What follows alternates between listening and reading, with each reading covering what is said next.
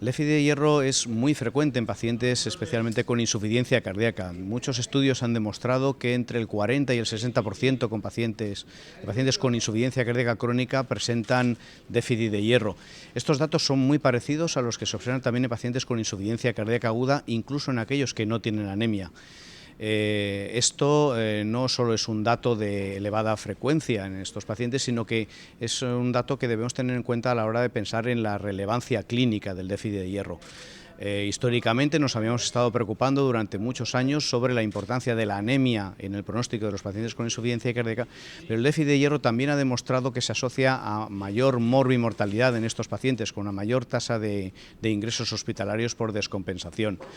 Y esto se ha observado tanto en pacientes con insuficiencia cardíaca crónica como en pacientes con insuficiencia cardíaca aguda. Por tanto, todo ello justifica que debamos preocuparnos por diagnosticar el déficit de hierro. Como en toda enfermedad, los síntomas nos pueden ayudar. Desgraciadamente, el déficit de hierro comparte síntomas con la insuficiencia cardíaca. Cansancio, empeoramiento de la clase funcional, síntomas depresivos, trastornos psicológicos, que no ayudan demasiado a distinguir el paciente que tiene déficit de hierro de aquel que no lo tiene.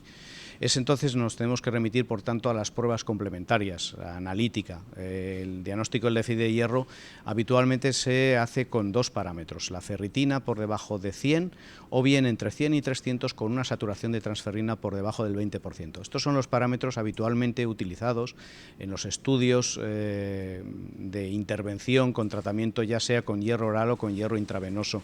Son los parámetros que habitualmente todos disponemos en nuestros medios y pueden permitirnos diagnosticar al paciente con insuficiencia cardíaca que tiene déficit de hierro.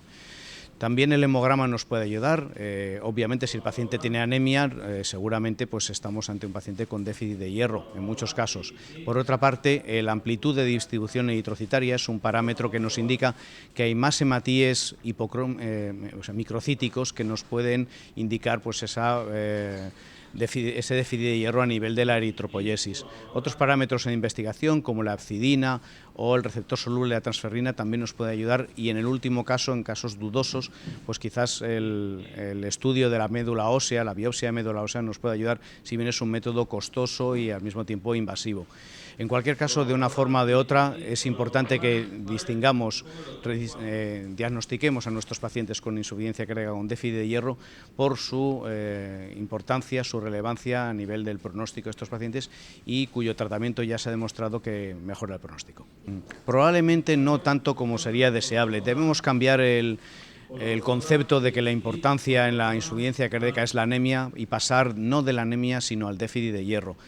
Como digo, los parámetros son sencillos, claramente identificados desde hace años: saturación de transferrina por debajo de un 20%, con una ferritina por debajo de 100 o una ferritina entre 100 y 300 con una saturación de transferrina por debajo del 20%, nos indican que el paciente tiene déficit de hierro.